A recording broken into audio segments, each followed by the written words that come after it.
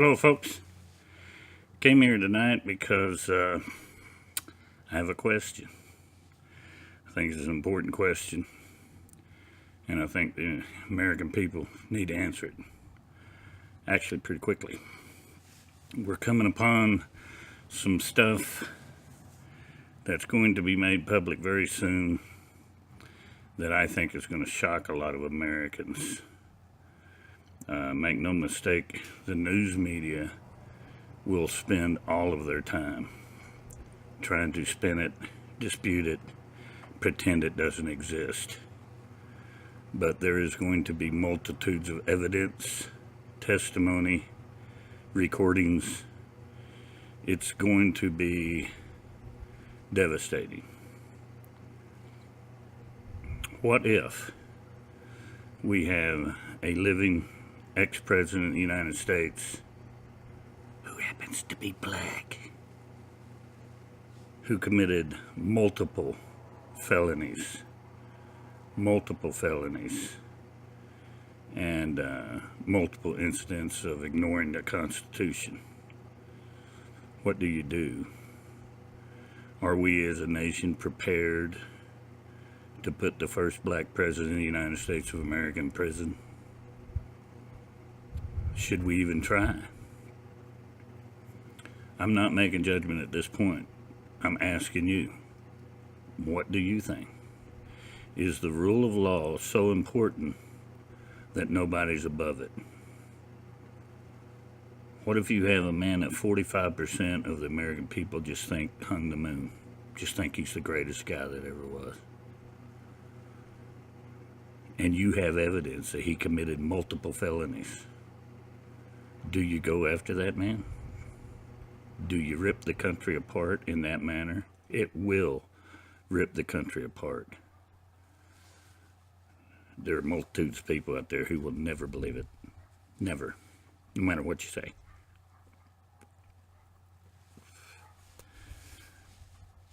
You could have a film of Obama shooting somebody in the head and they would talk about how it's photoshopped. They're not going to do it. Some of them. They're not going to believe it. But if you look at what went on with the DOJ and the NSA and the FBI in the run-up to the election and post-election of the Donald Trump administration, and what's still going on to some extent with this Russia investigation, you have a coup attempt on a sitting president of the United States of America, and it all goes to the top. And all you people out there who've been whining and moaning that Jeff Sessions needs to be fired. He needs to be fired. Hey, lock her up. That's what we said. Well, you know, a guy who's doing his job at the Department of Justice is quietly gathering evidence and taking witness testimony and putting all the ducks in a row before he goes out there, and hopefully not having any leaks amongst his team while he does it. We're so used to Washington normal that we don't even know what a real investigation looks like. Well, this is what a real investigation looks like. The reason he's been quiet for over a year is he's been real busy. He's working on several different fronts. They have already stated that they're reopening the investigation into Hillary Clinton's emails. It's a slam dunk. She had sensitive, classified information on that server. She had a subpoena to turn over documents. She did not turn them over. She destroyed them. The FBI assisted her in destroying evidence. The leader of the FBI, James Comey, assisted her in skirting the law, destroying evidence, and getting away with felony crimes. These are the things we're looking at. And it's all going to come to a head. Any of you who haven't been reading the Conservative Treehouse need to get on it and start reading. There's documented evidence for a lot of this stuff. Sundance over there's been doing a wonderful job. She's just awesome. And everybody needs to pay attention. Not the only one. There's others out there who have been doing some homework too, and you need to do your own. And we need to check it all out. But I've been watching this for a while, and this stuff is coming together. this indictment they had the other day on the guy who was supposedly bribing the Russian official for uranium transportation and stuff. This is all tied into Uranium One, which goes back to Hillary and Obama and Comey and Mueller, by the way. It's just the depth of corruption is worse than even I thought. And I've known it's bad, but it's even worse than I thought. The other thing about all this is that, you know, the NSA has been collecting all information. These stuff where they say the FISA court has to give approval before they can listen to this, that, the other. That's crap. That is crap. They already have it. It's not a matter of whether you have to get a warrant to hear it. I mean, to record it. It's a matter of whether you get a warrant to see it. And so they had this little thing going on. It's Section 702 of the FISA code, where they can unmask American people who are caught up in these recordings of foreign intelligence people and foreign ambassadors and such.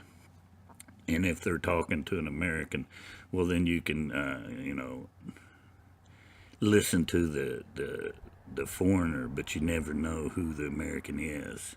They're just called, USA citizen number 1 or something like that. Well, if you want to know who it is, you have to, file some paperwork and find out. And you have to have a very good reason to do that, and a judge has to approve it. Well, the Obama administration was doing it anyway, and they weren't getting approval. They were listening to intelligence tapes.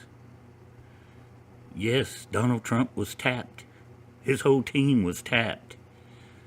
And but that's because the NSA taps everybody. You're tapped. I'm tapped. Everything you say on a cell phone, every email you send is laying up there somewhere in one of those huge server farms that the NSA has. And it's all a matter of whether you can query upstream and say, hey, I want to know who talked about this. I want to know who talked about that. And you get certain kickbacks from that information. And then they say, okay, well, we have this much information that meets your needs. Now you need to have a warrant in order to actually get it and see it and stuff. But the Obama administration was getting all this stuff anyway, without warrants. And Mike Rogers, bless his heart, became the head of the NSA. And he found out this was going on. And somewhere around February, March of 2016, he put out a report and said, we've been investigating this, and this is terrible. We got a rash of problems going on. And he shut it down. They rewrote some of the rules, and they shut down this ability for all kinds of people within the government to just query that NSA database and say, is there anything in there about this or that and the other? And so once he shut it down, the Obama administration wanted to get it back. So what do? The Russian dossier. Well, the Russian dossier, that's crimes may be committed here by Donald Trump, and so we need this FISA warrant so we can listen in and find out. We need to find out if this man's a traitor to the United States of America. And so they go back in October 2016, just before the election, and they actually get a warrant to listen to these tapes again. This time legally, supposedly, but they used a false document that they paid for to get the warrant. So no, it's not legal. It's a felony. Committing fraud on the FISA court is a felony, and that's what they did. They gave them false information that they had paid for, opposition research that they paid millions and millions of dollars for. None of it is true. And they use that in order to get these FISA warrants to wiretap Donald Trump's transition team. This is what these people have been doing, and it goes way deeper. It's across all of the agencies, the Department of Justice, the FBI. That doesn't mean every single person in those agencies are bad people. They're not. Most of them are good, God-fearing people who want to do the right thing. But when that new administration comes in and spends 8 years in Washington, D.C., and puts his own people in charge, he gets what he wants. And Obama got what he wanted. And what he wanted was illegal to obtain. He got it anyway. What he wanted was felonious. He did it anyway. What he wanted was treasonous. He did it anyway. What he wanted was unconstitutional. He did it anyway. Nothing like this has showed up in our history. And it makes Watergate look like a Boy Scout camp. But one of the reasons that this has taken so long is that they know that they have to have their ducks in a row in order to make such charges, and I'm not sure that they will even make them ultimately. And that's the purpose of this video, is that question to you, the American people. Should we? Should we open it up and tell everybody what really happened, or should we just sweep it under the rug? Should the first black president of the United States be brought up on felony charges? If he indeed committed multiple felonies, should he be brought up on charges? Should this country be thrown into a open civil war almost? Not a shooting war, but it's going to be bad. There's going to be a lot of rioting in the streets, and the Democrats already scream bloody murder. There's nothing even going on.